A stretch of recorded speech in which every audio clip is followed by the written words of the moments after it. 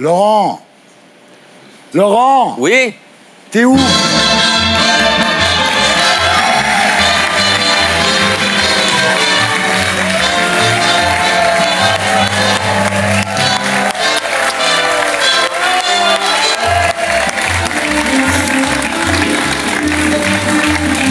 Comment ça va? Ça va très bien, j'ai suivi l'émission Les Terriens du dimanche. Ah ouais? Oh là là là là. Alors j'ai un peu enquêté sur cette histoire de prénom. Oui.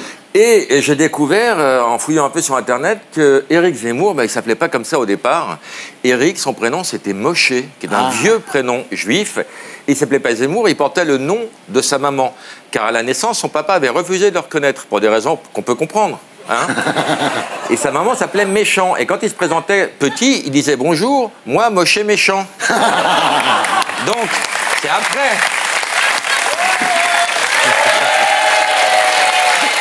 C'est après qu'il a changé. Pour faire carrière, alors il a raison, il ne faut pas que les étrangers, s'ils veulent s'intégrer, gardent des prénoms un peu exotiques. Par exemple, on prend un calendrier et on s'appelle par exemple Corinne. Il n'y a pas Corinne dans le calendrier. Donc déjà, il n'y a pas Corinne. Non, il y a Roselyne, il y a Martine, il y a Jacqueline, mais il n'y a pas Corinne. Ah ben bravo Zemmour. Alors, j'ai regardé dans le calendrier qu'on appelle grégorien pour trouver des idées de prénoms. Alors, il y a Larissa. C'est dans le calendrier, ça? C'est le 26 mars. Allez, c'est tombé. Ouais, pour une brune piquante, c'est très très bien. Il y a Habib. Non. Habib, c'est le 27 mars. On dit l'Habib ne fait pas le moine. Si, c'est dans le... Il y a Raïssa, il y a Ulrich. C'est pas mal si les Boches reviennent demain. Ça peut donc aider. voilà, il y a Bienvenue, il y a Aimé, il y a plein de prénoms. Il y a Fête-Nat aussi. Il y a Fête-Nat, il y a plein de prénoms formidables dans le calendrier. Allez-y. Merci Laurent.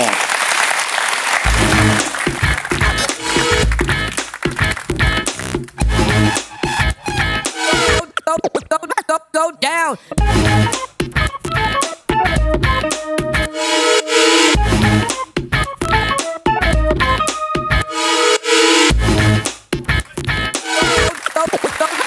Salut les terriens du samedi. Bienvenue dans l'émission qui nous permet de savoir quel jour on est en compagnie de Laurent Baffy. Et tout de suite, j'accueille Yann Moix.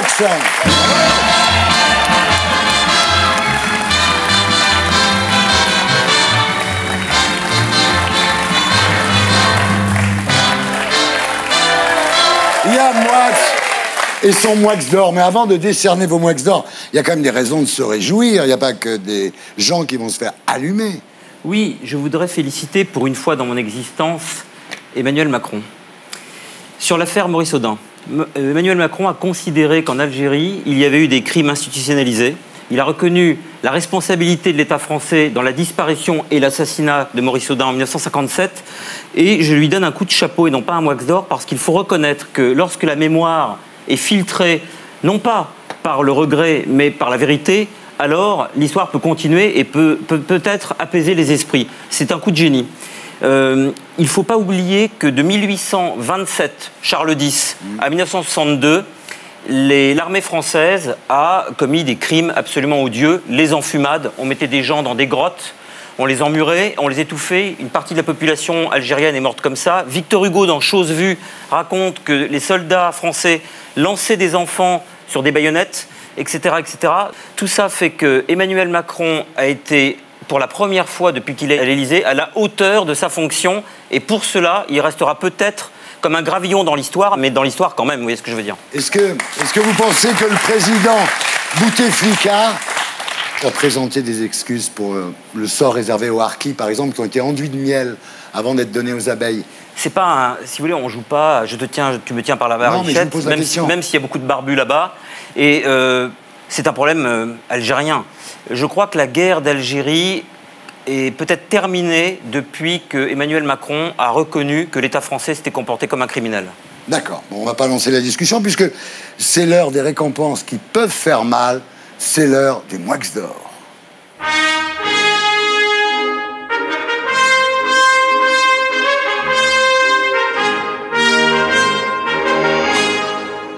Alors, premier Moix d'or. Attention, c'est chaud.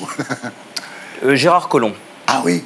Gérard Collomb, je lui ai décerné le Moix d'or du traître de la semaine. Ah oui. Vous savez ce que dit Richelieu, la trahison c'est une question de date. Lui, il n'a pas attendu du tout. Il s'en va. Alors, il s'en va, et j'aime bien le fait qu'il s'en aille. En fait, j'aurais dû lui décerner une sorte de compliment pour sa sortie. C'est qu'en fait, sur les migrants, par exemple, il considère que les migrants sont des rats qui montent sur un navire. Lui, c'est un rat qui quitte le navire. Oui. Ça, c'est la première chose. Et puis, ce qui m'a toujours fasciné chez lui, c'est que, vous avez remarqué, Thierry, qu'il a commencé sa carrière au moment où les autres la finissent. On a l'impression que c'est une feuille morte qui est remontée dans l'arbre, in extremis. Et cette espèce de chantre de l'hématome, ce Javert de la matraque, va finir à Lyon, et j'espère qu'il va vraiment y finir, mais comme au sens de croupir. Car peut-être qu'il s'en va, mais il restera quand même dans l'histoire comme celui qui, de manière molle, mais de manière dégueulasse, a passé ses journées à regarder à la télévision la manière dont on matraquait les migrants. Gérard Collomb, deuxième Wax d'or. Le pape François a dit quelque chose d'assez hallucinant. Il a dit on ne peut pas être mafieux et croire en Dieu. Il n'a pas dû voir le Godfather, hein, le parrain. Et puis, je voudrais dire quand même que si on ne peut pas être mafieux et croire en Dieu, pourquoi peut-on croire en Dieu et être pédophile, par exemple? Et on ne peut pas être mafieux, mais on peut être pédophile. Oui, c'est vrai. On peut être aussi homophobe. Encore qu'il faudrait un jour étudier les relations exactes entre Saint Jean et le Christ, parce qu'il y a sans doute quelque chose de douteux quand on voit la scène. Dans la scène, justement, il y a quelque chose qui n'est pas éclairé. Mais ce que je veux dire par là, c'est que plus on parle de religion, moins on parle de Dieu. C'est-à-dire qu'on a l'impression que Dieu et l'Église se confondent, mais s'il y a bien un endroit où Dieu mettra jamais les pieds, c'est à Rome. Et je ne parle pas de l'enfant Jésus. Il ira jamais au Vatican, il aura bien peur de se faire tripoter. Et si j'étais Dieu, regardant Rome et le Vatican, je me dirais exactement la phrase de Groucho Marx: jamais je n'accepterai de faire partie d'un club qui m'accepte comme membre. Le directeur de Pôle emploi, Alors, le directeur de Pôle emploi, évidemment, Wax d'or. Si c'est si facile de trouver un emploi en traversant une rue, mais là, je vais sans doute, via ce pauvre type, ce brave homme, retacler le président de la République, ce que je n'ai pas fait depuis longtemps parce que je viens de lui décerner des compliments.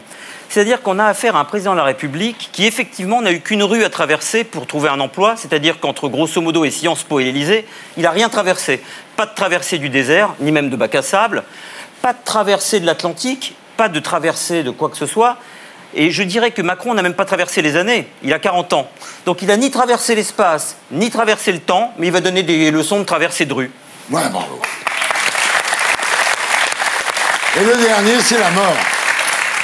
La mort, Thierry, n'est jamais intelligente. L'année même où nous perdons Claude Lanzmann, l'année où nous perdons Simone Veil, nous perdons une grande dame, Marceline Leridan, qui est la dernière voix vivante, il était la dernière voix vivante des suppliciés d'Auschwitz et qui est morte le soir de Kippour.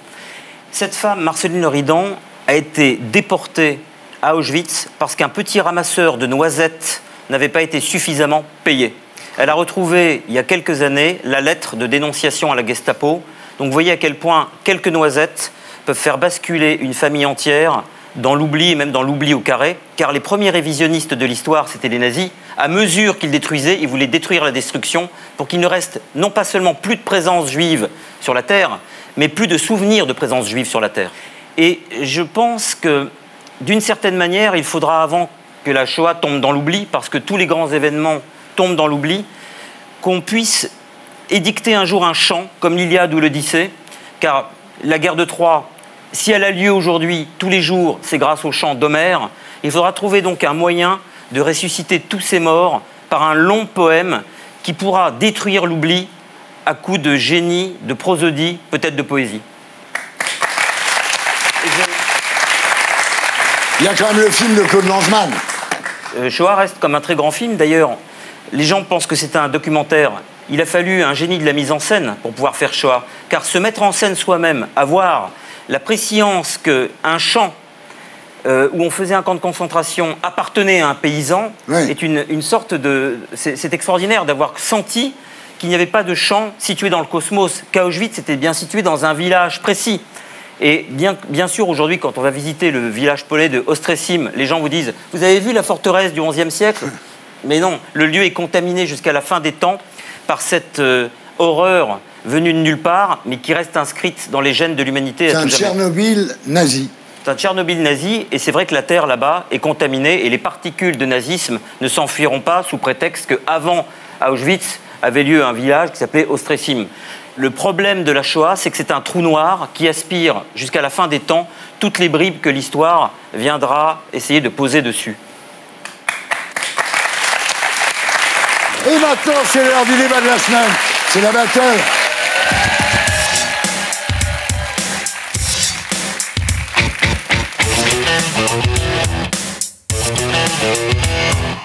Voilà la battle, le débat au débit avec ce soir Frédéric Ploquin, Maggie Biscuitsi, Abdoulaye Kanouté et Almani Kanouté.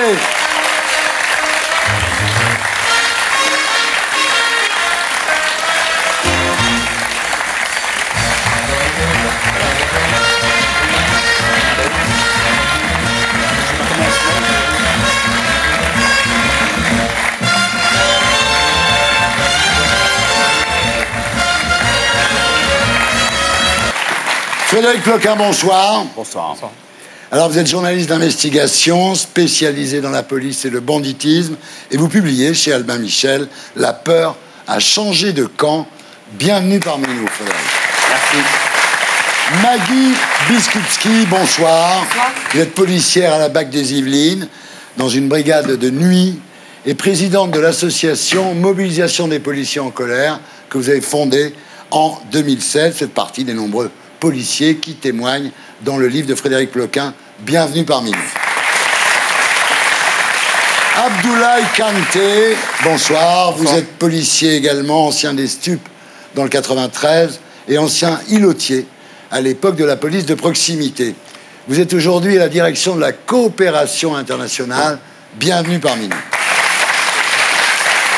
Almani Kanouté, bonsoir. Vous êtes éducateur à Fresnes dans le 9-4 et militant associatif très engagé contre les violences policières que vous-même avez subies d'ailleurs. Vous faites partie du collectif Justice pour Adama, c'est écrit sur votre t-shirt. Bienvenue parmi nous. Alors la battle de ce soir, policiers contre voyous, pourquoi la peur a changé de camp? On regarde l'édito de Blacko et on en débat après. Magnéto Didier.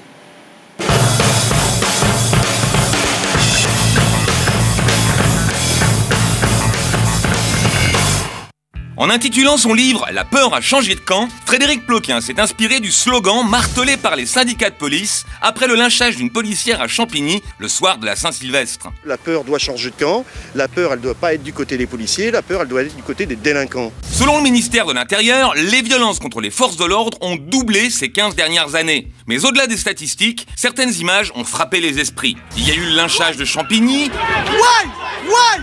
mais aussi le guet-apens de Viry-Châtillon ou encore l'incendie d'une voiture de police place de la République. Même quand ils ne sont pas en service, les policiers se sentent menacés. En juillet, un couple de policiers a été roué de coups dans la rue par des délinquants qui les avaient reconnus. Pire, à Magnanville, un couple de policiers a été abattu à son domicile par un dealer converti au djihadisme. Il y a un véritable syndrome Magnanville. Les policiers se disent que non seulement ils prennent des risques pour eux, mais pour leur famille aussi. Officiellement, en France, il n'y a pas de zone de non-droit où les caïds de la drogue feraient la loi. Pourtant, en mai dernier, à Marseille, un commando de dealers armés de Kalachnikov a mené une expédition punitive dans le quartier de la Busserine. Une patrouille de police a bien tenté d'intervenir, mais ils ont dû battre en retraite face aux armes de guerre. Désormais, les trafiquants de drogue s'en prennent à la police comme si c'était une bande rivale. Mais les policiers ne sont pas les seules victimes de la montée de violence dans les quartiers sensibles. Les chauffeurs de bus, les médecins, les facteurs aussi sont visés. En 2016, le nombre de pompiers agressés a augmenté de 20%. Et l'un d'eux vient encore d'être tué au début du mois dans le Val-de-Marne. La situation devient tendue. L'an dernier, le nombre de policiers qui ont utilisé leur arme à feu a augmenté de 54%. Pourvu que les forces de l'ordre gardent leur sang-froid, car la moindre bavure pourrait devenir l'étincelle susceptible d'enflammer les banlieues, comme en 2005. Voilà, c'était l'édito de Blacko, mise en image de Julien Grappe. Rebonsoir à tous. Frédéric Ploquin, vous publiez donc chez Albin Michel « La peur a changé de camp ». Les flics ont peur des voyous maintenant? Alors, je suis quelqu'un qui pèse mes mots. Ouais. On se connaît, ça fait 30 ans que j'écris sur la police. J'ai fait un premier livre il y a 30 ans sur le sujet. J'ai décidé 30 ans plus tard de retourner voir qui étaient les policiers aujourd'hui, en 2018. Et j'en suis ressorti effectivement assez stupéfait parce qu'un certain nombre d'entre eux m'ont raconté des histoires assez concrètes au terme desquelles il semblait qu'à plusieurs reprises dans leur carrière, ils avaient cru mourir. Donc c'est un premier point, si vous voulez, la peur a changé de camp.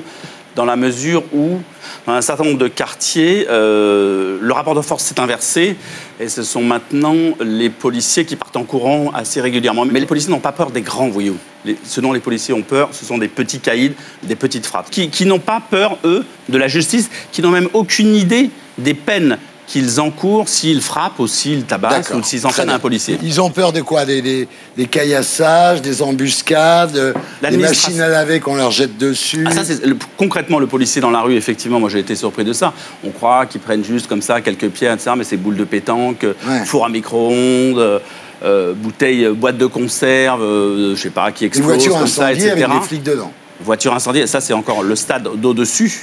Parce que les policiers, ils n'ont pas seulement face à eux que les petits caïds de banlieue, ils ont aussi, dans les manifestations, les pseudo-anarchistes qui veulent cramer... Les fameux antifa. Les fameux antifa qui, désormais, ne vont plus juste coller une petite gifle à la police, mais vont chercher à cramer du policier. Vous écrivez la police, on l'a désarmée, ou plutôt on l'a désamorcée, comme on le ferait d'une bombe pour la rendre inoffensive. Alors, on va commencer avec la hiérarchie. Vous dites la hiérarchie qui ne comprend pas bien, en fait, la vie quotidienne des flics. Alors je me retourne vers vous, évidemment. Quel est le problème avec la hiérarchie? La politique du chiffre. En gros, nos patrons, c'est des managers. On manage pas, on peut pas manager un policier.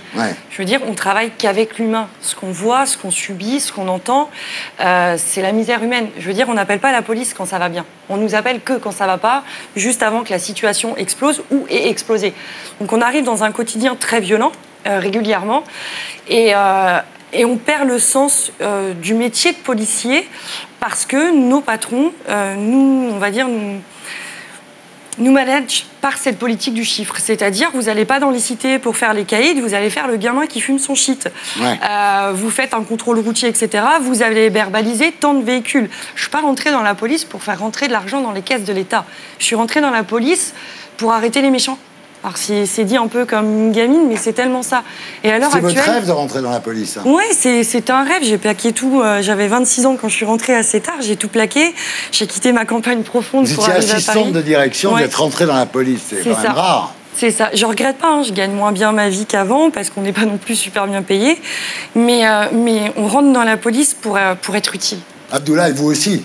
Le problème, c'est qu'aujourd'hui, il y a une espèce de banalisation de la violence sur les policiers qui s'est faite.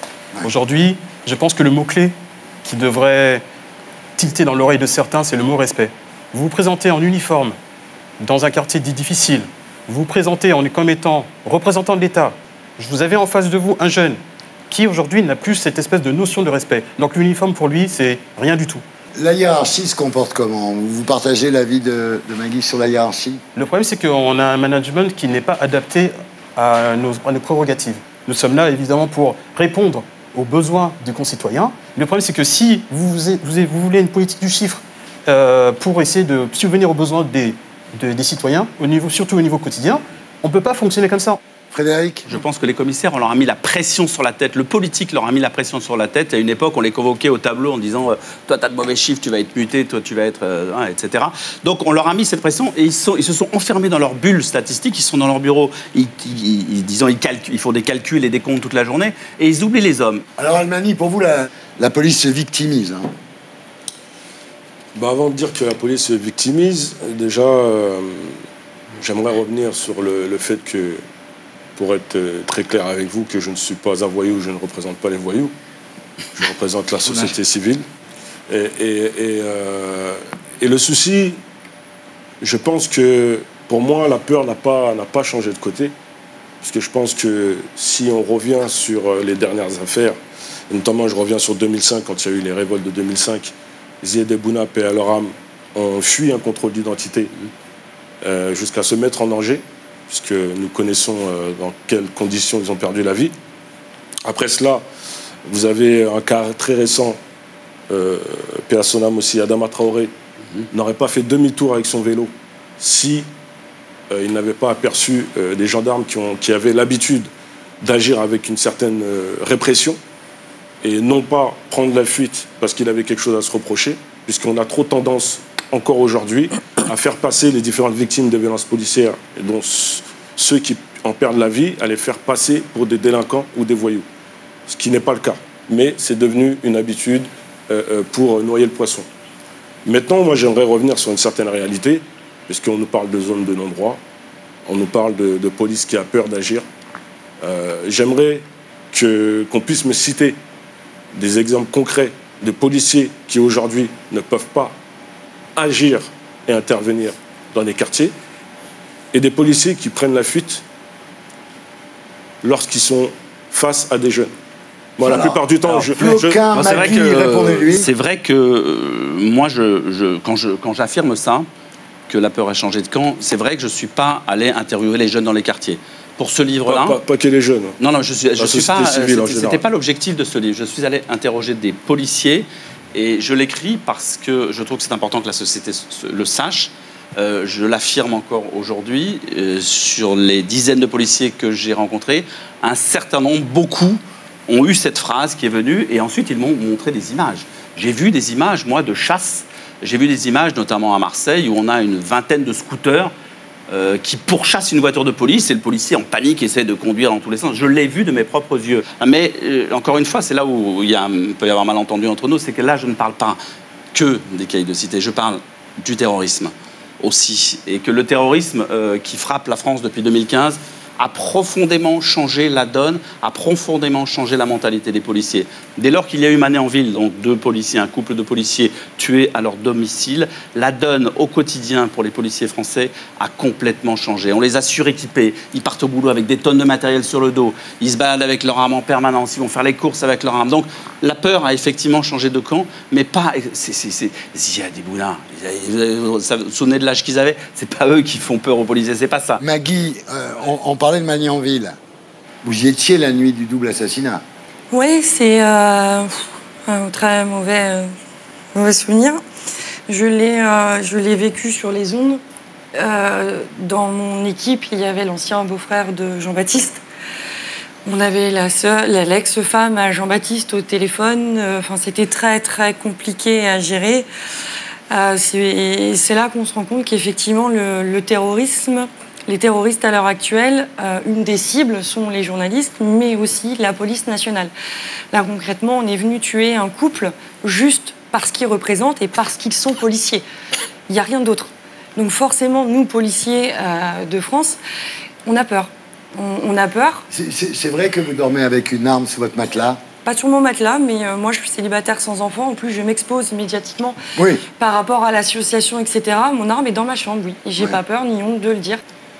Je suis affligé par ce que je suis en train d'entendre. J'ai l'impression de pilotes d'Air France qui viennent se plaindre des turbulences parce qu'ils auraient peur, de chirurgiens qui ont peur de la vue du sang, d'un boxeur qui aurait peur d'hématomes. Si vous venez dire ici que les policiers ont peur, vous savez que la faiblesse attise la haine et vous savez très bien que dire que vous chiez dans votre froc alors que vous faites un métier qui devrait prendre en compte cette peur, la peur est humaine et ça je ne vous reproche pas la peur, vous devriez l'intégrer. Et vous savez, il y a un truc qui m'a choqué. Dans l'affaire Benalla, qu'est-ce qui a choqué les gens? Non pas les coups qu'il a portés. Ce qui a choqué les gens dans l'affaire Benalla, c'est qu'il ait porté ses coups sans être policier. Et cette anecdote dit tout. La police française est une des plus violentes d'Europe. Dans les manifestations, vous sortez des LVD 40 contre des gamins de 16 ans dans des manifestations contre la loi travail. Les préfets encouragent le bloc à bloc et tous les manifestants vous diront que jamais les coups de matraque et les utilisations de flashball n'ont été aussi violents. Et je trouve franchement que venir vous victimiser à longueur d'émissions de télévision, non seulement vous ridiculise auprès de la population, mais vous ridiculise au carré auprès des populations que vous asseyez à longueur de journée par des humiliations, car vos cibles préférées, ce sont les pauvres et les milieux défavorisés. Et je suis moi-même, comme tous les Français, le plus souvent spectateur du harcèlement que vous pratiquez sur des gens inoffensifs, 2-3 touristes japonais qui se sont mis en double fil, un pauvre type qui ressemble à Michel Blanc et qui a pris un couloir de bus, parce qu'effectivement, la peur au ventre, vous n'avez pas les couilles d'aller dans les endroits dangereux. Ah, Yann Moix fait du Yann Moix. D'ailleurs, je te cite, il y a un chapitre entier consacré là-dessus dans ce livre. Effectivement, la police française, et c'est un des problèmes, a perdu la confiance de ces élites parisiennes qui, du haut de leurs petits... appartements parisiens donnent des leçons à la police et se croient un peu comme ça permis de de se mettre à la place de gens à la place desquels ils ne se mettront jamais. Donc Moix fait du Moix. J'ai habité 17 ans de Clignancourt. Moix va lire. Des trucs personnels. Non mais c'est la défaite de la pensée. Les exemples personnels, c'est la défaite de l'échange de la pensée. Bon, en avant. Maggie, vous avez quelque chose à répondre à Yann? Oui, je ne suis pas dans mon froc. Je vais au boulot, je suis fière de mon travail, je suis fière d'être fonctionnaire de police.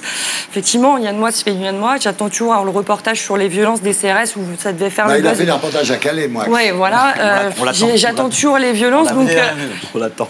Des gamins de 17 ans qui sont gazés, ça pour vous c'est rien. D'accord. Pour vous c'est rien. C'est normal que vous n'ayez pas. C'est pas rien. Bon, Maggie, allez-y, continue. C'est pas rien, mais force doit rester à la loi. Je veux dire, quand on rentre dans la police, s'il n'y a pas un recrutement pour prendre que des gens complètement, je sais pas comment vous nous décrivez, complètement fachos, débiles, un ramassé de fachos, sans cerveau, qui pense qu'à frapper, etc. C'est pas du tout ça. Force doit rester à la loi. Si le gaz est employé, c'est qu'il devait l'être. S'il y a des coups de matraque qui devaient être donnés, c'est que ça le devait l'être. Force doit rester à la loi. Si maintenant ça vous convient pas, etc. Vous avez la règle de la proportionnalité. Et on sait très bien que dans les manifs, contre des gamins de 16 ans ou contre des pauvres migrants qui ne sont pas armés, la proportionnalité ne peut pas s'appliquer. Ils n'ont pas d'armes. Très bien. Bon, Abdoulaye. Monsieur Moix, je vais vous dire un truc. Déjà, je vais reprendre le terme de ma collègue, on ne chie pas dans notre froc. Je pense que je vais vous inscrire en faux. C'est scandaleux ce que vous dites, parce qu'aujourd'hui, vous avez des centaines de femmes et d'hommes qui se sacrifient tous les jours, je dis bien tous les jours pour ce pays, pour sauver des personnes. Métier, mais attendez, monsieur, non, monsieur, je suis désolé, monsieur, vous pouvez pas dire qu'on chie dans le froc. Si on fait ce métier-là, si on n'a pas la notion de la peur, on peut pas faire ce métier-là. Vous savez combien de personnes on sauve tous les jours? Vous savez combien d'appels on reçoit pour des fausses affaires? Et quand vous croyez qu'on est reçu comment dans les cités? Vous croyez qu'on est reçu avec un tapis rouge et tout, dire bonjour à la police, etc. Monsieur, je pense que vous êtes hors sol. Vous êtes hors sol parce que vous traitez les gens. Mais c'est pas une question. Monsieur, mais attendez, monsieur, c'est pas une question de traiter les gens. C'est que quand nous on arrive, vous osez nous expliquer que dire que vous vous victimisez à longueur de plateau télé, tout ça. Mais monsieur, attendez. J'ai assisté aux violences policières. Vous avez assisté, mais justement, je reviens à ce que dit pendant un an. J'ai assisté, j'ai été agressée dans les la misère humaine, on la voit, monsieur. Arrêtez. Des femmes et des hommes qui se sont fait violer. Moi, j'étais les premiers, justement, à les secourir parce que, justement, ils étaient en détresse. Et quand vous dites que oui, qu'il y a des personnes qui se sont fait gazer, tout ça, etc., vous êtes partis à Calais, vous avez vanté un reportage. Aujourd'hui, même des médias de gauche et tout vous demandent sur les preuves, on les attend. Alors, donc, si vous dites que vous venez nous ridiculiser ici, moi je peux pas l'accepter. Moi je me lève tous les matins pour sauver les gens ici. Bon, Almami maintenant. Effectivement, il y a un malaise dans notre société. On le ressent dans la société civile, dans la police. Et on oublie souvent d'évoquer l'essentiel. Tout à l'heure, elle a souligné le fait qu'on nous demande d'appliquer la politique du chiffre. On nous demande d'intervenir dans des zones pour des petits délits, alors qu'il y a plus dangereux. Sur ça, il n'y a pas de problème. Et le vrai problème, pour moi, c'est que la vraie cible, c'est celle qui nous envoie droit dans le mur. Je vais parler des cols blancs, je vais parler des politiques, quelle que soit leur couleur politique. Et par contre, je ne vais pas vous rejoindre sur le fait que vous vous sentiez seul. Les politiques vous soutiennent.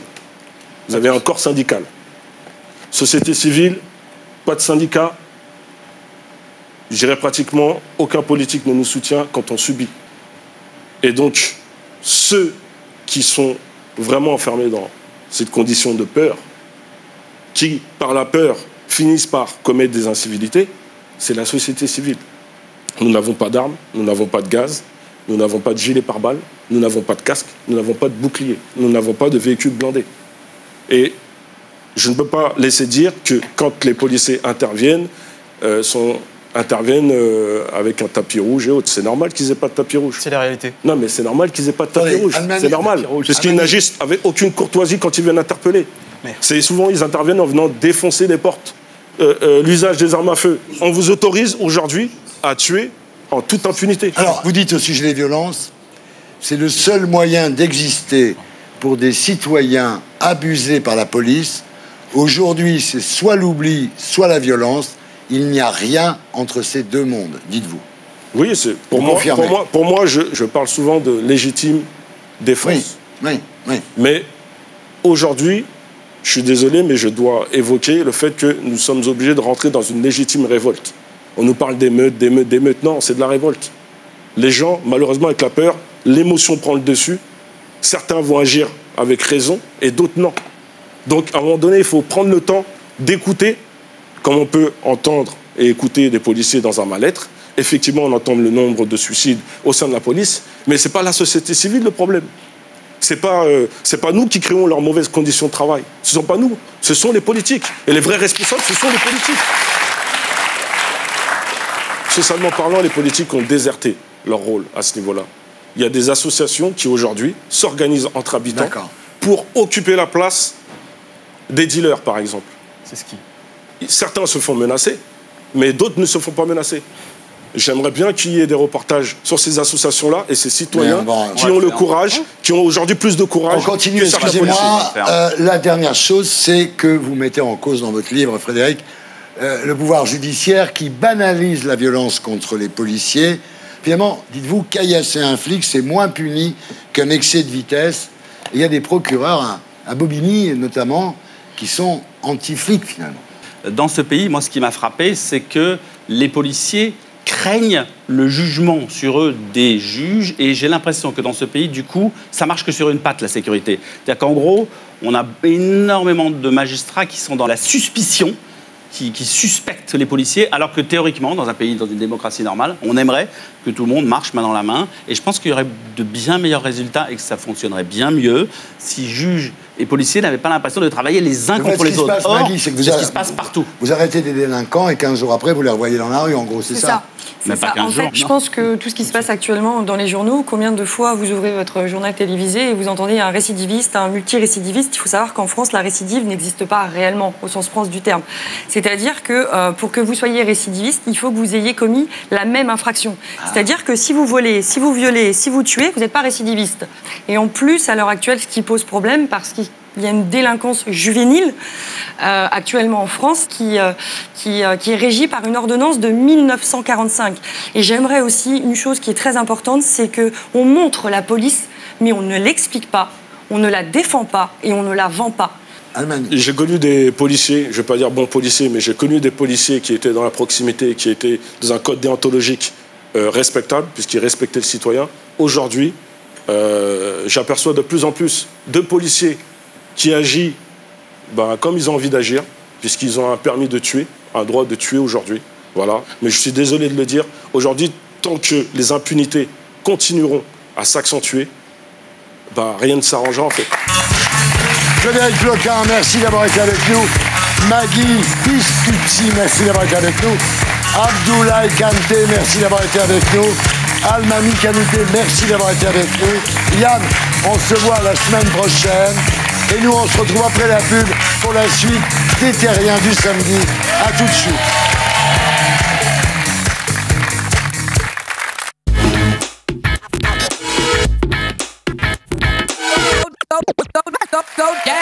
Rebonsoir les Terriens du samedi. Re-bienvenue dans l'émission qui vous permet de savoir quel jour on est. Laurent Baffy est toujours avec moi. Et j'accueille Elie Semour, Florent Père, Jonathan Lambert et Loulou Robert.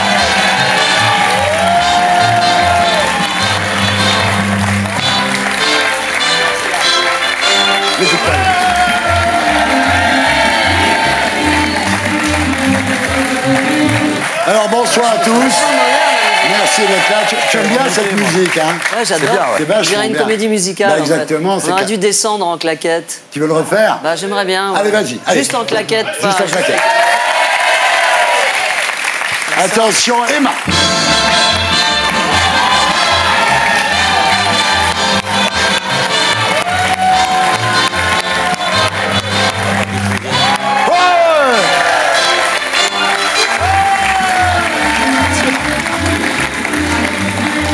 Tu sais quoi?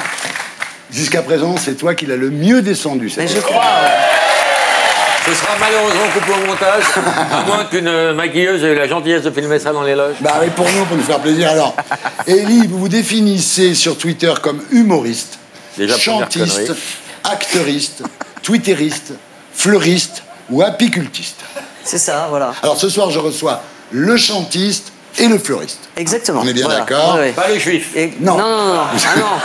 Non, là, ça, c'est une autre partie de ma carrière. Voilà, c'était avant. C'était avant. Alors, vous avez un disque et un livre, ça tombe bien, puisque la séquence s'appelle Shopping.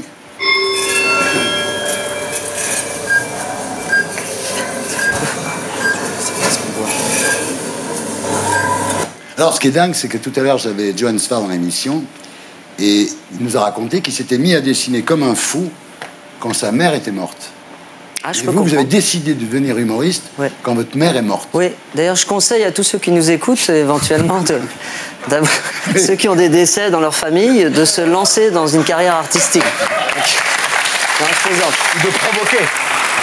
Non, mais oui, c'est vrai que c'est, pour parler plus sérieusement, c'est arrivé quand j'avais 11 ans, elle est morte d'une maladie, une hépatite B, ça l'a emportée en 3 semaines. C'est comme un accident de voiture, quand tu as 11 ans, tu piges rien. Pendant longtemps, j'ai pensé qu'elle était encore vivante, enfin, ça m'a traumatisé, ça nous a traumatisés. Donc oui, c'est vrai que j'ai trouvé un autre moyen de me faire aimer. Voilà. Pas par ma mère, évidemment, parce qu'elle est plus là. Mais oui, je m'en suis sorti comme ça. Et toutes ces vacances à la mère morte, c'est pas remuer le couteau dans la plaie? Un petit peu, oui, c'est vrai.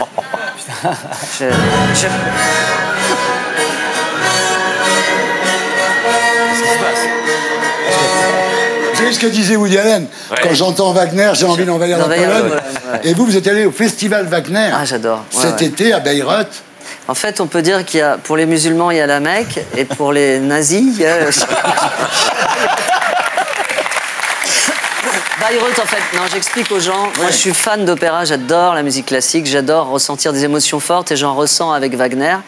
Et j'étais à Bayreuth, en fait, qui est le Ou alors, tu es un infiltré, c'est peut-être aussi... peut-être, T'as pas fait que du bien, Dieudo, hein.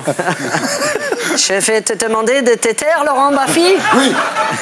Non, j'étais à Bayreuth et j'y vais chaque année et j'ai vu quasiment toute la tétralogie. J'adore ça. En fait, c'est ça qui est fascinant chez lui, parce qu'on se connaît un peu, c'est qu'il est super drôle sur scène, mais dans la vie, il est chiant. Ouais.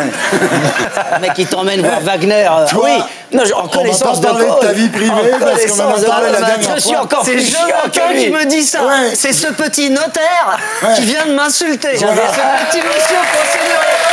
Bon, j'avais un objectif dans la vie. Alors, Jonathan Lambert et Florent Père. Le couple le plus drôle de l'année avec Macron et Benalla, quand même. Ouais, c'est vrai que vous reprenez donc le prénom sur scène à Édouard VII. Alors, on a passé la semaine avec des histoires de prénoms, mais j'en peux adapté plus. de Zemmour, hein, le prénom. Oui, le prénom adapté de Zemmour. Vous, d'ailleurs, votre vrai prénom, c'est Rodolphe Jonathan. Oui, parce que mes parents n'arrivaient pas à se mettre d'accord. Mon père tenait à Rodolphe, ma mère à Jonathan. Donc voilà, on a fait le paquet. C'est pas mal. Ah, mais c'est très bien. Florent, bon, oui. Vous vous en doutez, j'ai une vanne pour vous. Ah oui? Ouais. Ah. Père, il n'y en a pas deux. Mais... La Père, il n'y en a pas deux, c'est bon. Ouais. Ah ouais. Ça me permet de faire vous replacez. Il recycle. Alors, vous êtes quand même incroyable. Vous êtes le seul mec beau gosse et musclé qui a besoin d'être drôle pour exister. Non, il y a Ellie aussi. Oui, d'accord. C'est vrai qu'il est musclé, je l'ai vu dans sa loge hier soir. beau, Ah, mais tout le monde le voit dans sa loge. Il a un grand plaisir. Il adore ça. Il y a un petit truc un peu exhibe. J'ai tapé à la porte et il m'a dit rentre pas, je suis tout nu. Et là, il a ouvert la porte, c'est con. Hein. Alors, c'est votre première grande pièce. Il est con. C'est votre première grande pièce. Oui, tout à fait. Et pourquoi vous n'avez pas exigé un décor penché? Oui, je voulais, et puis Bernard Murat a refusé. C'était trop de travaux. Loulou. Oui, c'est moi. Alors, il y a des mannequins qui deviennent femmes de président, d'autres qui deviennent femmes de footballeurs, d'autres qui deviennent femmes d'Arthur. Vous êtes devenu écrivain. C'est ça, ouais. Voilà, donc déjà, un mannequin qui lit des livres, c'est pas courant, mais un mannequin qui en écrit... C'est pas vrai. Il y a plein de mannequins qui lisent des livres. Ah ouais, en général, elle marche plutôt avec des livres sur la tête pour... non. Non, c'est des clichés, ça. C'est un cliché encore. Et maintenant, c'est l'heure des infos de Viso.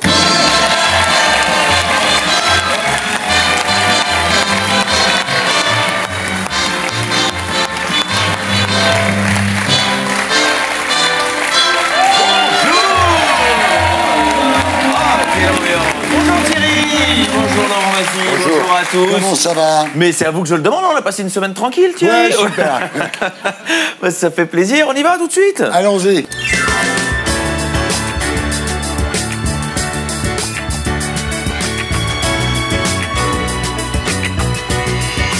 Allez, je sais que vous êtes impatient, Thierry, on y va. Politique française.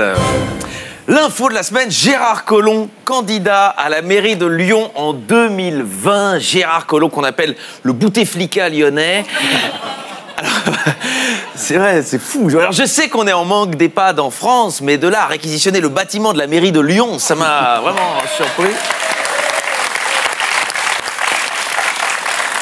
Passons au président Macron. Réforme de la semaine. Macron dévoile son plan santé. Autant vous dire que son plan santé a intérêt à être efficace et rapide s'il veut que Gérard Collomb tienne jusqu'en 2020.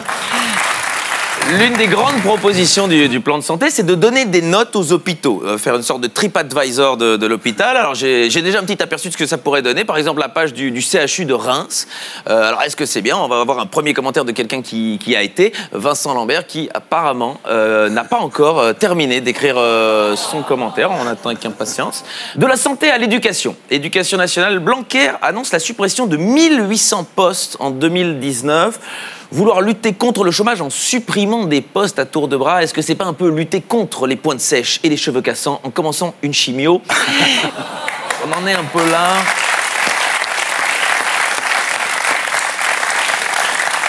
Dernière contrariété pour Emmanuel Macron, elle est plus petite, mais quand même, les mugs destinés au nouveau shop de l'Élysée étaient estampillés porcelaine de Limoges, alors qu'elles ne l'étaient pas. Bon, alors c'est vrai qu'en son temps, on a bien eu un président faussement estampillé de gauche, et Benalla à l'Élysée nous avait déjà vendu un barbouze faussement estampillé policier. Passons à droite. Peut-être mon titre préféré cette semaine, François Fillon assure que le travail de son épouse était pour l'essentiel oral. Ah, enfin, les langues se délient. Voilà. Mais le résultat pour le contribuable était essentiellement anal. En tout cas, on se disait que Pénélope Fillon aurait pu être la nouvelle Hillary Clinton, et apparemment, c'était plutôt une Monica Lewinsky 2.0. Extrême droite, Thierry Mariani et Marine Le Pen, pas encore mariés, mais sérieusement fiancés. Je dirais que le mot est un peu fort, je pense qu'entre ces deux-là, il est plus juste de parler de collaboration.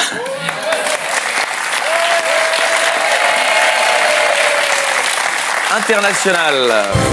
Syrie, l'armée syrienne abat par erreur un avion de son allié russe. Moscou accuse Israël. Alors je sais bien que Dieudonné a du mal à remplir ses salles, mais si Poutine commence à lui piquer ses meilleures vannes, ça pose un vrai problème. On va rester en Israël parce que là, c'est des archéologues qui ont découvert une brasserie datant de la préhistoire.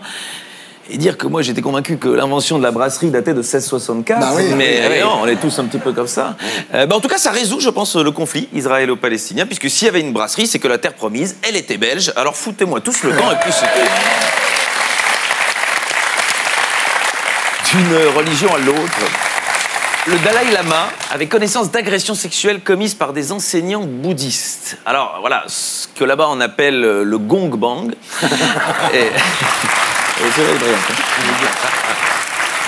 Venezuela, il risque 20 ans de prison pour avoir baptisé son âne Maduro. Oui, non mais Maduro, c'est pas un bon prénom. Et d'après le Éric Zemmour local, il aurait dû l'appeler Corinne, son âne. Et puis c'est tout. Je vais vous dire. Et en même temps, comme c'était un âne, il aurait très bien pu l'appeler Eric, c'était suffisant. Judiciaire. Enquête criminelle pour viol en Suisse à l'encontre de Tariq Ramadan. Ouais, ça commence à faire beaucoup. Moi, je pense vraiment que Tariq Ramadan, il a passé moins de temps sur le Coran que sur le site Jackie et Michel Akbar. Les brèves. Il est bien aussi celui-là, ce jingle. Var. Un homme jugé en comparution immédiate pour avoir tenté d'enterrer vivante sa compagne, qui a finalement été sauvée de justesse. Et évidemment, ça a suscité des réactions, notamment celle-ci sur Twitter. Xavier Dupont de Ligonnès qui dit « Laissez faire les professionnels », bien entendu, bien entendu. Paris, une femme découverte morte dans une bibliothèque, et on ne le dira jamais assez, arrêtez de lire Christine Angot, c'est dangereux, c'est très dangereux. Ça a été vous plaire celle-là. Une autre brève, après avoir écrit « Comment tuer son mari », l'auteur est arrêté pour le meurtre de son mari. Logique. Voilà une auteure cohérente. Et je voudrais juste rappeler le titre d'un autre ouvrage d'Éric Zemmour qui s'appelle Le suicide français. Donc vraiment, vas-y, lance-toi. Et...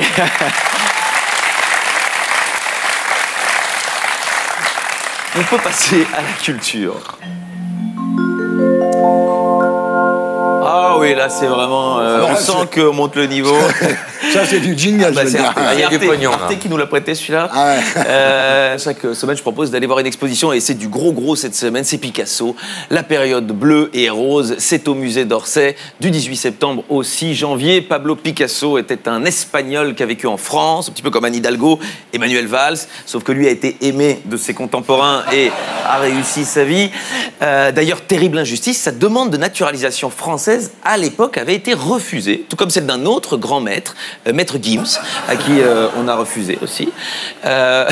L'exposition est donc consacrée à ses débuts, ces deux périodes bleues et roses, d'autant plus intéressant que le style de Picasso a évolué énormément, notamment on va prendre les autoportraits, qu'il a fait donc à 15 ans, c'est lui, à 25 ans, c'est encore lui, et à 89 ans, toujours un autoportrait.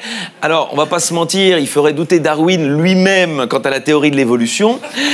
Mais prenons cette période bleue. Alors voilà, un premier tableau qui sera à cette exposition, l'A7. Alors, pourquoi ce nom? Eh bien, c'est simple, parce qu'on le voit bien, le monsieur a fini son A7, et... Ça marche bien, ça. Celle-là, je peux vous dire, c'est pas Guillaume et Proust qui vous l'auraient faite, celle-là. Et c'est pas le dernier jeu de mots. Attention, est-ce que vous reconnaissez ceci? Qu'est-ce que c'est? C'est un 5 à 7. Eh oui! Ah, mais oui! Mais oui! Il y a du boulot. Bon, oui, non, je fais des vannes sur la période bleue parce qu'elle n'est pas très marrante, la période de bleu de Picasso. Autre tableau qu'on va découvrir, voilà, Renaud en train de composer son prochain album. Hein, il va de mieux en mieux. Et d'autres œuvres qu'on va voir pour voir l'évolution du peintre. Il y a eu sa période un peu plus colorée. Voilà, ici, on voit Christine Bravo se demandant si elle s'en jette un petit dernier avant d'aller chercher les croissants. Un autre, voilà, on reconnaît bien Jean-Marc Morandini en plein casting. Ou plus poétique, celui-ci, voilà, c'est Napoléon en pleine crise existentielle, hésitant entre envahir la Russie ou tout plaquer pour une carrière de danseur étoile. C'est émouvant. Et évidemment, le tableau le plus célèbre de Picasso, c'est Guernica, une œuvre qu'on sous-titrerait aujourd'hui Booba et Caris au Duty Free d'Orly. Et c'est là qu'on commence à déceler évidemment son style cubiste, qui sera sa marque de fabrique toute la fin de son œuvre, avec la prédilection pour les portraits. On va en voir un, voilà. Et c'est vrai que les visages de Picasso feraient passer les opérations de chirurgie esthétique de Rachida Dati pour des réussites. Et c'est vous dire. Mais... Et là, les visages, Picasso n'a pas fait que les peindre, il les a sculptés aussi, voilà, ce qui nous permet de, voilà, celle-ci, de bien visualiser l'expression « avoir une tête de bite ». Et je suis désolé, Pablo, si tu le regardes. Non, la puissance de Picasso, c'est que quelqu'un qui ne connaît pas la peinture reconnaît immédiatement une œuvre cubiste de Picasso. Et on va faire un petit jeu peut-être pour terminer, pour voir si vous avez bien suivi. Voilà, un premier exemple. Voilà, la peinture cubiste de Picasso, tout de suite, on dit c'est à gauche. Voilà, c'est les Didi après l'accident. Plus difficile, parce qu'on reconnaît le sourire, c'est exactement le même, hein, évidemment. Et la dernière, je n'ai même pas la réponse moi-même. Je ne sais pas lequel des deux nous fait le plus peur. En tout cas, allez au musée d'Orsay, parce que l'art, c'est comme la politique. C'est pas parce qu'on n'y comprend rien qu'on peut pas en parler. Bravo, c'est Calais Guizerac. On retrouve ici la semaine prochaine, sur scène, à Paris et dans toute la France. Et maintenant, c'est l'heure de la promo qui s'affiche. C'est shopping.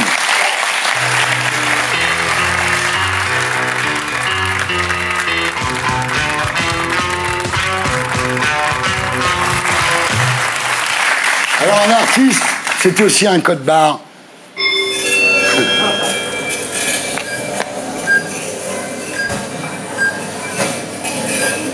Alors Loulou Robert, vous savez que je suis au tribunal à cause de votre père.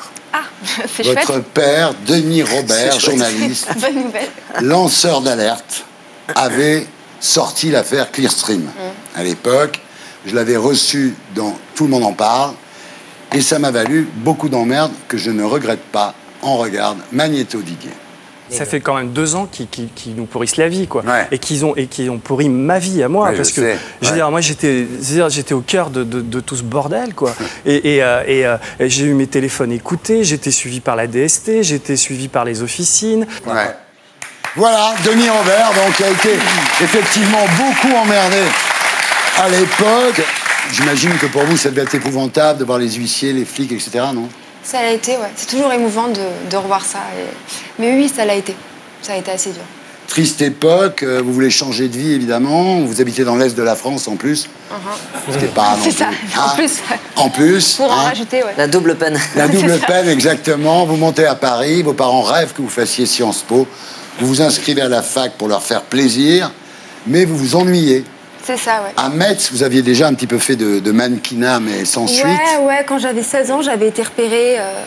Enfin bref, ça m'intéressait pas. C'était un milieu qui me faisait assez peur. J'étais très scolaire, très. Je voulais finir mes études et en fait, je suis arrivée à Paris. Donc voilà, à la fac, c'était pas ça. Et je me suis dit, bon, bah, j'ai envie d'être indépendante, de gagner ma vie. Pourquoi pas réessayer le mannequinat? Et on regarde. Et on regarde. Magnéto, Didier.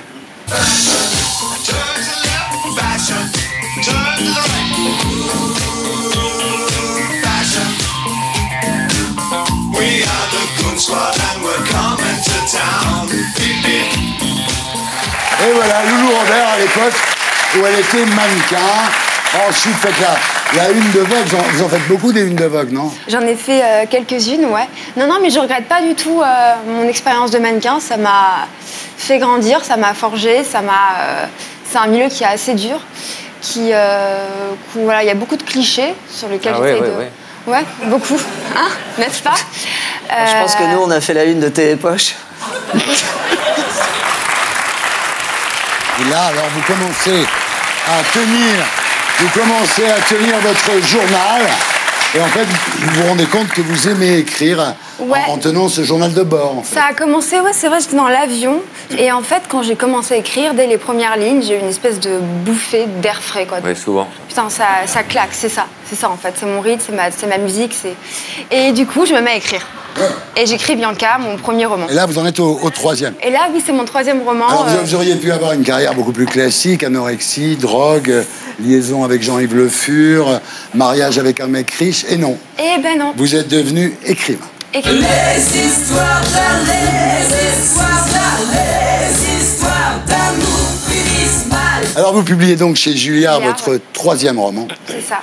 Intitulé Sujet inconnu. Alors, le pitch, c'est une fille qui quitte sa province, qui monte à Paris, et dont la vie bascule quand elle rencontre un mec jaloux et violent. C'est ça. Et c'est une histoire d'amour toxique, destructrice. C'est ça, c'est l'histoire d'un amour qui tourne mal, c'est une sorte de... Ouais, presque de film d'horreur, j'ai envie de dire.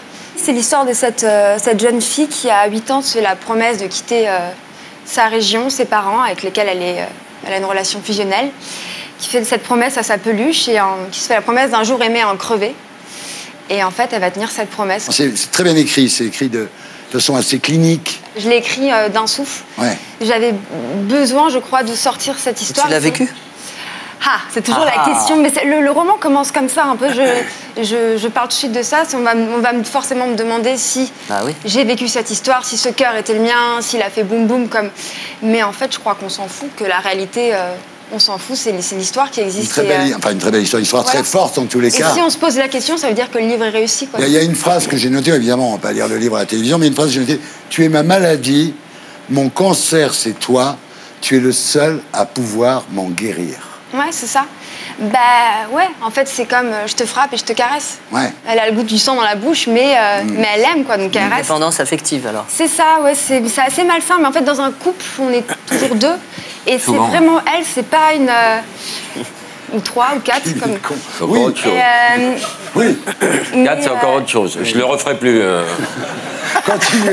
Vous ne laissez pas désarçonner, vous êtes parfaite. Non, je suis pas du tout, j'écoute. Et elle est avec un pervers narcissique, quand même. Je déteste le mot de pervers narcissique parce qu'aujourd'hui, ça veut tout et toutes les nanas qui se font larguer par leur ex, elles disent c'était un... surtout Ellie, franchement. Bonne soirée, parce que vous commencez à me faire chier, mais alors... Est-ce que vos parents sont contents de ce qui vous arrive? Ils sont plutôt contents. Après, à chaque fois, mes livres, c'est un peu compliqué, vu que mes livres sont pas très tendres, et c'est souvent des claques. Et donc, à chaque fois, putain, ils m'appellent, et là, le sujet inconnu, c'est mon père qui m'a appelé en premier, il était là, merde, quoi. Denis. On se retrouve après la pub pour la suite des Terriens du samedi. À tout de suite.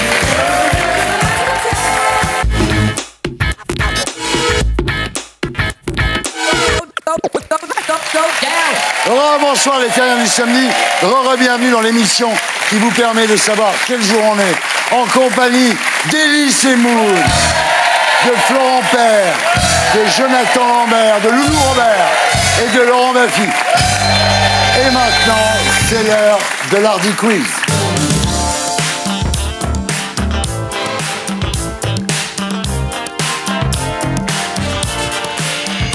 Et voilà, donc en hommage à Florent Père et Jonathan Lambert qui reprennent le prénom sur scène à Paris, on va faire un Hardy Quiz spécial prénom. Le gagnant aura droit à un éloge de la part de Thierry Ardisson. Le perdant aura droit à un éloge de Laurent Baffy. Ah oui, d'accord. J'ai presque envie de perdre. Alors, on y va, vous êtes prêts? Testez votre buzzer. Ça c'est Laurent. Ça c'est vous. Toi. Ah d'accord. Vas-y. Oui.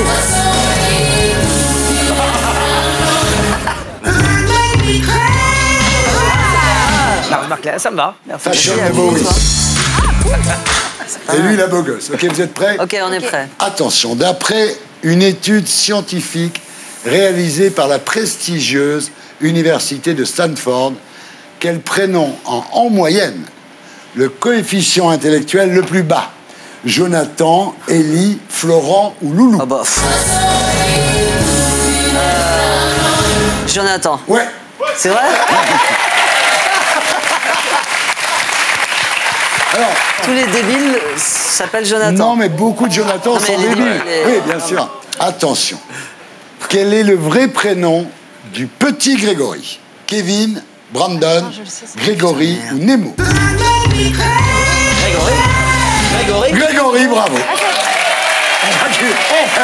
Question con, un con peut répondre. C'est ça. Il n'est pas idiot quand même. Hein. Bon. Citez-moi un prénom qui est aussi un titre de chanson. Hélène. Ah oui. Hélène de Julien Clerc. Ah oui, Hélène. De Rock Voisine. De Rock Voisine d'ailleurs. Oui, c'est vrai, oui, d'accord. Attends, C'est lui qui va tout gagner, putain. Alors, quel est le prénom le moins donné en France? Laurent, Florent, Jonathan ou Loulou? Loulou. Loulou, bravo. C'est bien. Comment s'appelle la fille de Philippe Stark? A, K, S ou Q? Je suis un beau gosse. K. Comment tu sais ça? Je le sais, attendez, vous rigolez quoi. C'est hyper connu. Citez-moi un prénom qui commence par la lettre M et qui ne plairait pas à Éric Zemmour. Ah bah. Mostafa. Mostafa, c'est vrai. Parmi ces prénoms, lequel a été refusé par l'état civil français? Christ, Nutella, Mini Cooper ou Anal? Je suis un beau gosse. Mini Cooper. Non. C'est moi ça? Anal. Non. Ah, ça existe. Non, bah, C'est vrai, J'ai un copain. Nutella. Ah bah non. Ils ont tous été refusés. Ah, d'accord. Ah, le piège. C'était un piège. Monsieur et Madame Égé ont un fils. Comment s'appelle-t-il? Ah, ça y est, j'ai. Homer. Yves et G. Yves et G, bravo. Il faut noter. Ah oui, d'accord. Ah oui. Yves et G. Bravo. Monsieur et Madame Villard ont une fille. Ouais. Hervé. Hervé. Il est con. Facile. Comment s'appelle la fille de Kim Kardashian et Kanye West? Non. Sud, ouest, nord ou est? Non. Ouais, comment tu sais ça? Parce que quand son enfant s'est égaré, elle a dit « J'ai perdu le Nord ». C'est comme ça qu'elle a retrouvé. Comment aurais-je, moi, Thierry Ardisson, aimé m'appeler Clovis, César, Louis ou Jean-Michel? Attends. Louis. Mais pourquoi? Non. Non, moi je sais. César. César. César. Thierry, t'aimes pas Thierry? Non. Enfin, ce prénom, tu l'aimes pas? Pas du tout. Pourquoi? Parce que on est du Midi, si tu veux. J'ai appelé mes enfants Manon, Ninon, Olé. Gaston. Ça, On est César, du voilà. Sud. Et Thierry, c'est un prénom mérovingien, je te jure. Je déteste mon prénom, en fait. Merde. Bon, c'est Jonathan Lambert qui a droit à son médaille. Si le plus con gagne, ça illustre le chaos qu'on est en train de vivre. C'est une allégorie de ce qu'on On est tombé bien bas. Musique. Jonathan Lambert, bravo. Vous venez de remporter cet Hardy Quiz. Et je suis très honoré de vous rendre hommage ce soir. Sachez, Jonathan, que vous êtes le Jonathan préféré des Français devant Jonathan le Goéland et Jonathan Daval. Jonathan sait tout faire et avec talent. Il a même redonné ses lettres de noblesse au métier de transformiste si cher à Michou. Finalement, Jonathan, je crois que si les Français vous aiment tant, c'est parce que vous êtes la preuve qu'on peut avoir un physique quelconque et réussir dans la vie. Et rien que pour ça, Jonathan Lambert, la patrie reconnaissante. Je vais imposer ça au programme scolaire. Ça vaut la lettre de Guy Moquet. Hein. Franchement, faut lire ça à l'entrée des cours. C'est mieux que la lettre de Guy Moquet, ça c'est sûr. Très, très.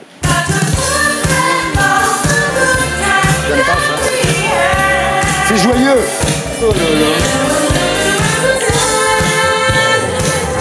On continue avec Shopping, la promo qui s'affiche. Alors, Jonathan Lambert et Florent Père, rebonsoir. Bonsoir. Alors, on voit, regardez-les. Les deux photos. Est-ce que Bernard Murat avait vu ces photos avant de vous caster dans le prénom? Oui, c'est pas sûr. La pièce de Mathieu Delaporte et Alexandre de la Patelière qu'il met en scène à Édouard VII. Il avait vu ces photos? Je ne sais pas. En tous les cas, je suis effondré parce que, dis-moi, vous êtes à Édouard VII, quoi, quand même. J'ai l'impression de recevoir Didier et Weber. Alors, donc maintenant, c'est Shopping, donc c'est la promo qui s'affiche. Le pitch de votre pièce, c'est quoi? Allez, au boulot. Eh bien, c'est une soirée familiale où mon personnage, Vincent Larcher, va passer une soirée chez sa sœur et son beau-frère, Pierre Garot. Il va être papa, Vincent va être papa dans peu de temps. Il arrive et il vient annoncer le prénom du futur enfant. Il fait une blague, que je ne dévoilerai pas, évidemment, qui va être à l'origine du cataclysme qui va suivre pendant la soirée, parce que c'est le détonateur d'une engueulade monumentale et où tout le monde va régler ses comptes avec tout le monde. C'est super, la pièce. Alors, c'est vrai qu'Alexandre de la Patelière et Mathieu Delaporte, on dit qu'en fait, c'était né d'une expérience vécue. C'est-à-dire que quand on annonce le prénom qu'on veut donner à son enfant, il y a toujours des gens qui s'en mêlent. Ouais. Qui disent, mais pourquoi tu l'appelles comme ça? Tu devrais l'appeler comme si. Voilà. Alors, ça a été vu par 200 000 spectateurs, 6 nominations aux Molières, au cinéma 2 Césars, 5 nominations, 3,4 millions d'entrées, ce qui au cinéma est énorme. À la télévision, ça a été vu par 7,7 millions de gens. Vous dites, en fait, la star, c'est la pièce, quoi. Ah ouais, c'est vrai. Non, mais au départ, les gens venaient découvrir une pièce, et maintenant, quelle que soit la distribution, et vous le prouvez. Non, mais c'est vrai. Non, mais très honnêtement, mais c'est une chance, franchement, de se retrouver sur un projet. Je les ai vus hier soir, et j'avais vu la version avant avec Bruel, Valérie Benguigui, et la première version est mieux. Hein.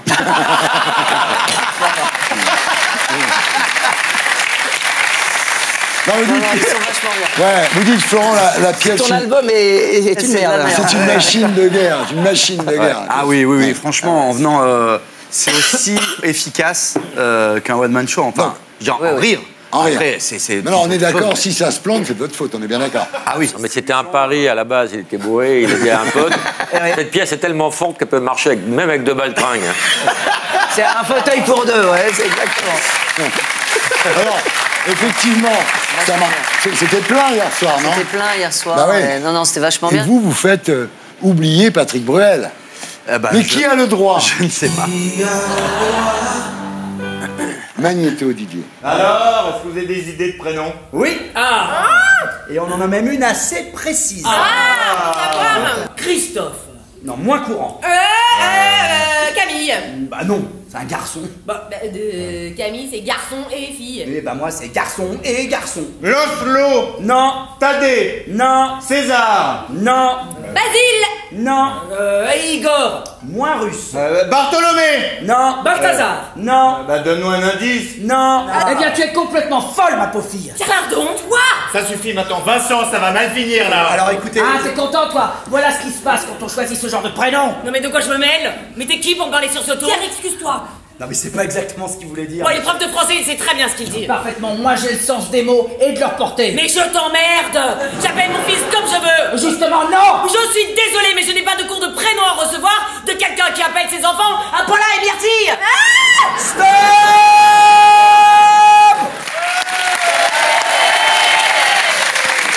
Parfait. Alors, on reste dans le shopping, évidemment. Jonathan, avec Péplum, que vous avez tourné cet été en Roumanie. Ah ouais. Non, Bulgarie. Oh merde, j'ai écrit Roumanie. Je suis le producteur du truc en ouais, plus. Ouais. C'est frontalier. Hein. Je suis pas venu non plus sur le tournage. Hein.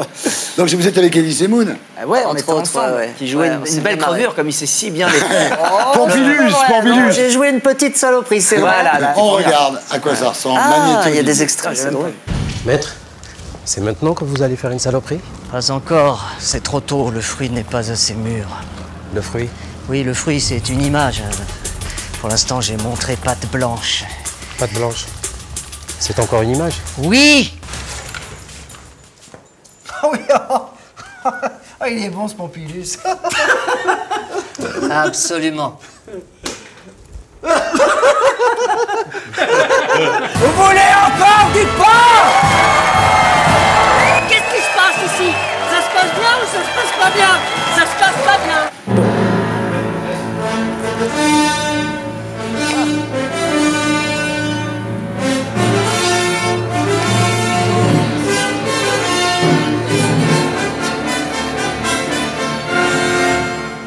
Très bien, c'est très bien. C'est beau. Merci.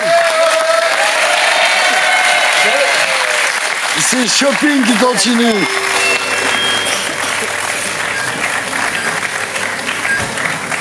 Alors on commence avec Elise Moon, le chantiste d'abord. Chantiste, oui. Le chantiste, votre nouvel album s'appelle Des paroles en l'air. Il sera dans tous les bacs le 28 septembre. Alors c'est beaucoup moins bossa, il y a un côté bossa, mais c'est plus jazz quand même. Hein. Ouais, c'est un peu plus jazz. Bah, en fait, c'est des, moi je trouve, c'est des jolies mélodies, c'est des ballades. J'aime bien la mélancolie. Mais pas la mélancolie où on se met une balle dans la tête et on achète une corde, etc. Hein. Mais la gentille mélancolie, on va dire. Vous dites, je retrouve les balades. Il y a quelque chose à dire, Jonathan? Non, je suis en train de parler avec bien sûr, mais faites, je vais te demander déjà de fermer ta gueule avec grande politesse. Parce que quand on porte un prénom comme ça, voilà. Alors vous dites, je retrouve le plaisir de faire de belles chansons, de retourner en studio, d'exprimer des choses que je n'exprime pas quand je suis sur scène. Ouais, mais il n'a pas écouté l'album. Qu'est-ce que je viens de te dire? Il est bon, il est bon. Je viens de te dire. Non, il a déclaré la guerre. Ah, il a déclaré la guerre. Moi, je pense que j'ai dit que j'avais aimé la pièce. Ah, dis donc, ça, c'est les amis. Non, mais vous dites vous-même, je sais que les copains vont se moquer de moi, mais je m'en fous. Ah oui, je m'en fous. Si Jamel Debbouze se mettait à chanter des chansons d'amour, je me foutrais aussi de sa gueule. Oui.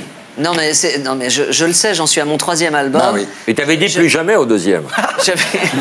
Non mais sérieusement. Il y a 9 ans. En fait, ça s'est passé d'une façon bête. J'étais dans ma voiture, j'entends un rappeur à la radio. Je trouve qu'il écrit bien, je trouve qu'il chante bien. C'était un peu mélancolique, un peu sombre. Et ça a ouvert quelque chose chez moi. Je me suis dit, tiens, je vais réécrire des chansons. Et j'ai appelé Marc Di Domenico, qui avait fait l'album d'Henri Salvador, Chambre avec vue. Je lui ai dit, tu te rappelles, il y a des années, tu m'avais proposé de faire un disque, faisons-le. Ben voilà. Donc là, tu es en train de nous expliquer que si ça avait bien roulé ce jour-là, on n'aurait pas eu cette merde. Exactement. Mais Elie, ça, je le savais, normal. Il l'a pas entendu. Alors, mais honnêtement, c'est vrai, les gens vous demandent plus souvent quand est-ce que vous reformez votre duo avec Dieudonné que quand est-ce que vous sortez votre prochain album. Je me doute bien que je suis pas le mec le plus attendu dans le monde de la musique. Oui, mais c'est pas grave. J'ai essayé de faire ça avec une grande sincérité. J'aime le jazz, j'aime l'écriture, j'aime la poésie, j'aime les ballades. Donc voilà, c'est ce que j'ai fait. Et nous, on vous aime surtout. Et on a fait... Merci Thierry. C'est vrai, vous le savez. Alors, ce qu'il faut dire, c'est que c'est le 3e album d'Elie. On n'est pas à l'abri d'un best-of. Alors, les paroles sont de vous. Oui. Les musiques sont d'Emmanuel Donzella, de Pierre Souchon, et du regretté Hubert Mounier. Hubert Mounier, ouais, qu'on aimait tous. Ah ouais. Alors je rappelle, pour ceux qui ne le connaissent pas, il faisait partie de l'affaire Louis Trio. Voilà. Et c'était un mélodiste génial. Voilà. Et il m'avait fait une mélodie pour le deuxième album que je n'avais pas prise. Et puis je me suis dit, je vais lui rendre hommage. Voilà. Hubert Mounier. Alors la production, vous l'avez dit, c'est Marc Di Domenico, donc qui effectivement n'est pas n'importe qui. Magnéto, Didier. Je glisse le long de la page blanche et me rattrape au flocon. Il y a tant à dire que je flanche. Au creux de ma main, ça fond. Je me passe toutes les séquences de mon cinéma de minuit. Voilà, c'était Des paroles en l'air, donc il y a aussi le titre de l'album. Il y a une chanson qui s'appelle Mademoiselle Jojo. Oui. Et vous dites dans cette chanson, je me dois de vous expliquer pourquoi je n'ai pas su vous aimer. Donc on comprend bien que ça fait référence à Joséphine. Ah oui, clairement. Là, c'est le prénom, c'est pas le... Oui, le prénom, oui, tout à fait. Et d'ailleurs, dans le livre dont on va parler après, il y a encore Joséphine. Oui, bah oui. Bah oui, je me suis servi forcément de ce que j'ai vécu, contrairement à la demoiselle, qui nous fait croire que c'est le contraire. Alors, on est dans la semaine des prénoms. C'est incroyable, c'est une malédiction ou une bénédiction. Il y a une chanson qui s'appelle Le Prénom. Oui. Le prénom, vous dites dans cette chanson, et ça résoudrait tous les problèmes avec Zemmour, vous dites « ton prénom, ça m'est égal ». Bah oui, parce que vous dites « mon amour ». Bah oui, mon amour, c'est bien pour remplacer c'est bien de dire aux gens « mon amour » plutôt que Corinne. Dans mon livre aussi, elle l'appelle mon amour, tout le temps. Ah ouais, elle l'appelle pas, elle lui dit mon amour. Bah voilà. Il n'a pas de prénom, lui. Vous voyez, voilà. On n'est pas assis l'un à côté de l'autre par hasard. Tout est écrit, quand même. Tout est écrit. On va écouter un petit bout du prénom d'abord. Mon amour, c'est comme ça que je t'appelle. Ton prénom, ça m'est égal. Pas besoin de plus, ma belle. C'est bien. Et il y en a une, alors ma préférée. Ça s'appelle Ravel et Debussy. Ah oui, c'est un... Qui est sur la masturbation féminine. Exactement. Alors, c'est un poème érotique. Ouais. Elle dirige la musique sur sa peau élastique, elle astique, évidemment. Ah. Eh ouais. Elle était étendue sur le canapé lit, les yeux clos, presque nus, Ravel et Debussy. Voilà, Elise et Moon, l'album s'appelle Paroles en l'air, c'est vachement bien. C'est dans les bacs le 28 septembre. Et maintenant, on continue le shopping. On passe au livre. Je ne suis pas venu pour rien, je veux dire, c'est un vide-grenier. Ah ouais, là, c'est carrément... J'ai une bagnole à vendre aussi. Alors on passe au livre qui s'appelle Pelouse interdite. Non, non, non. C'est pas un truc sur l'homosexualité. C'est pas un truc de cul, non. C'est pas sur l'homosexualité féminine, Pelouse interdite. Non, pas du tout. Non, pas du tout. Alors Pelouse interdite, c'est le journal d'un amoureux des plantes, évidemment. C'est vous, hein. Oui. Alors, c'est aux éditions Ulmer, ça sort le 4 octobre pour le coup. On a hâte. Alors le pitch, en fait, c'est l'histoire de votre jardin du Val d'Oise et quelques anecdotes personnelles qui se cachent derrière votre activité de jardinier. On va dire que c'est pas le mode d'emploi pour comment planter. Enfin, je l'ai coécrit avec Didier Villery, qui lui est un grand spécialiste des plantes. Mais c'est plutôt ma vision d'artiste sur le jardin, et sur les plantes. En fait, je peux donner des conseils, mais c'est pas mon truc. Non. En fait, je l'ai écrit comme un. Non, mais je l'ai écrit comme un amoureux des plantes. C'est une déclaration d'amour à la nature. Voilà, exactement. Voilà. J'ai pas de potager, j'ai pas de trucs comme ça. J'aime juste les fleurs, j'aime... Comment c'est pas mal. Pas mal. J'ai pas de potager, il dit moi aussi. Ah oui, d'accord. Là, c'est bien. Jean-Paul Rouve, qui est un vrai ami, m'a dit, si vous voulez connaître le vrai Élie, visitez son jardin. Je me dis parfois qu'il préfère les plantes aux hommes. Non, c'est un peu exagéré, mais quand même. T'as failli applaudir, je sais pas pourquoi, toi. Non, mais la télé, le public applaudit. On partage, lui et moi, l'amour des plantes. Ouais. Même sur la porte de ses toilettes, il y a marqué silence, ça pousse. Donc c'est quoi le mec, il était quand même. N'insulte pas un ami. Stéphane Marie est mon idole. Alors, non mais c'est vrai, vous faites un parallèle entre votre potager et votre ex, donc. Vous aviez un projet commun de faire ce potager. Et vous dites, le potager n'a rien donné, Joséphine est partie, j'étais trop impatient. C'est-à-dire qu'avec les femmes, il faut être comme avec les plantes, il ne faut pas être trop pressé. Ouais, il ne faut pas être trop pressé, c'est vrai. Je suis impatient, j'ai envie de... Parce que je réfléchis vite, j'agis vite, donc... Vous êtes trop rapide, des fois. Baisse un peu le melon. C'est pour ça qu'elle est parfaite. Je vais vite, je réfléchis vite, j'ai une idée à la seconde, tu redescends. Ça fait 1 heure que je me...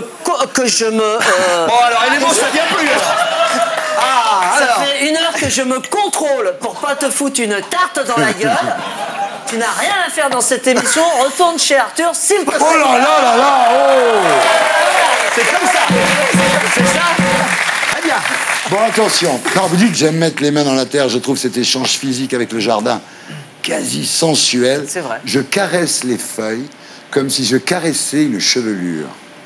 Oui, enfin, là, je vais passer pour un grand malade mental. Non. J'ai un texto de tes voisins. Ils sont très inquiets de te voir nu. À poil. Non, non, je suis pas le genre à parler aux plantes, mais en tout cas, je suis le genre à... Elle est baisée, quand même. C'est vrai que je le dis.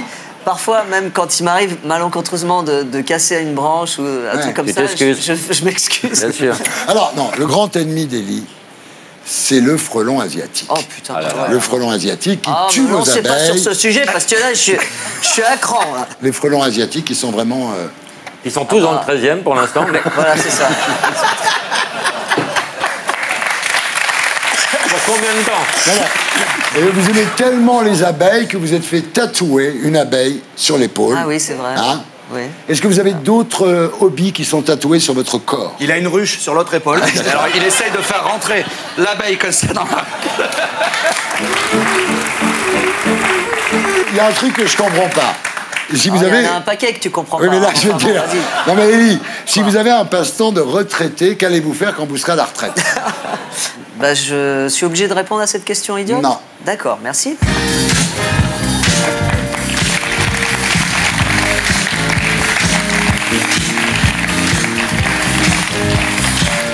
Et maintenant, on termine cette émission. Vous l'avez sur le bout de la langue. C'est le blind test.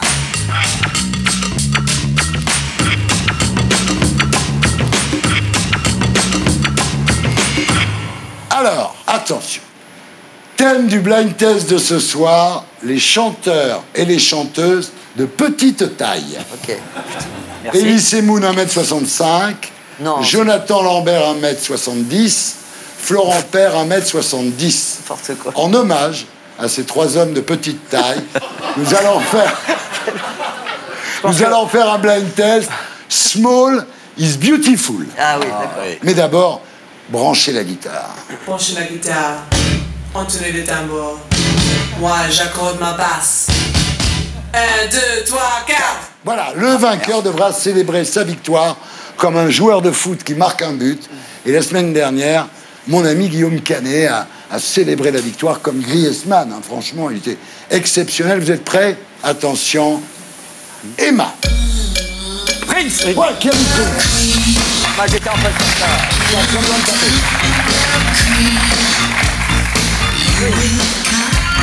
Prince, 1m58. Ah, lui, c'est le plus petit de tous. Attention. Hein.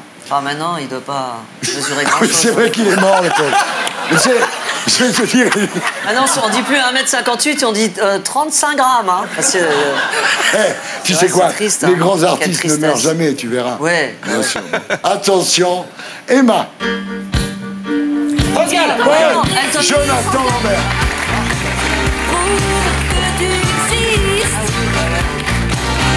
France Gall, 1m50. Ouais. Mais pareil. Pareil. Même problème. Même plaisanterie. Voilà. Emma.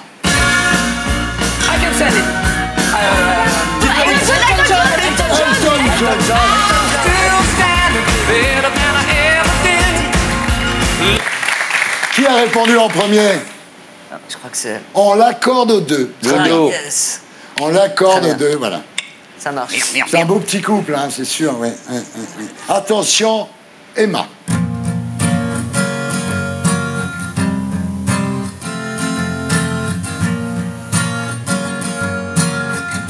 Mimi Mati. Non. Moi, je m'appelle Lou. Oh, Julien Doré, Julien Doré. Je m'appelle Lolita. Julien Doré, 1m70. Emma. Kenji. Eh ouais, c'est pas Julien. Aussi belle que jalouse quand tu danses C'est sûr que chez Arthur, vous avez l'habitude. 1m67. Allons-y. Lenny Kravitz.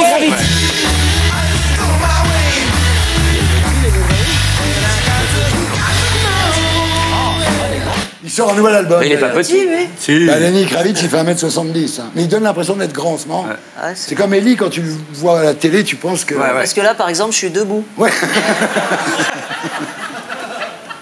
Alors, quand je suis assis, ça fait... Laurent. Faudel, non, Oui. Faudel, oui. Tellement je t'aime, je pense à toi. Tellement je t'aime, je rêve de toi. Tellement je t'aime, passionnément.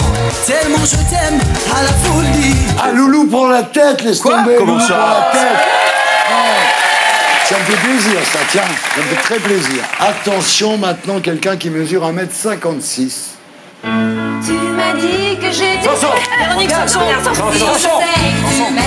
Sanson. Qui a dit Sanson? Non, c'est pas Baffy d'abord. Alors, on va faire un super banco parce qu'il y a une égalité. Ah là là.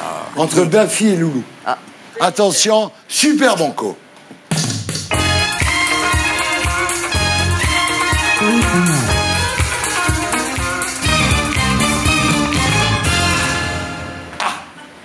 Emma.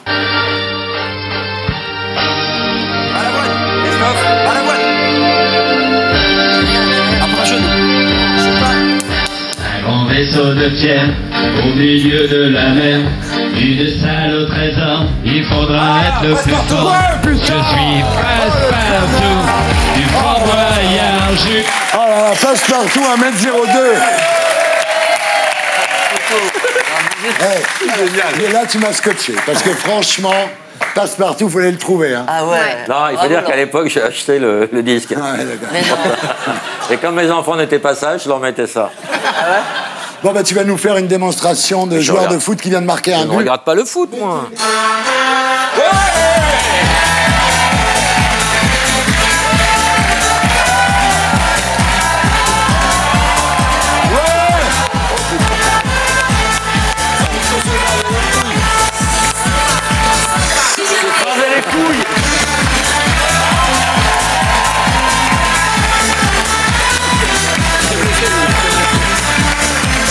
Voilà, c'était les terriens du samedi.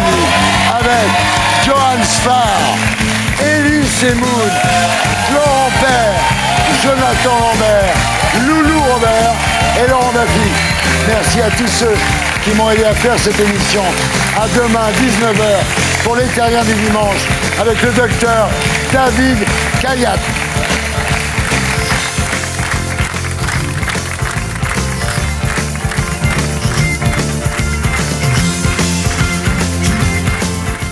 Et pour être sûr de ne rien rater de Inarditube, abonnez-vous et mettez un pouce bleu.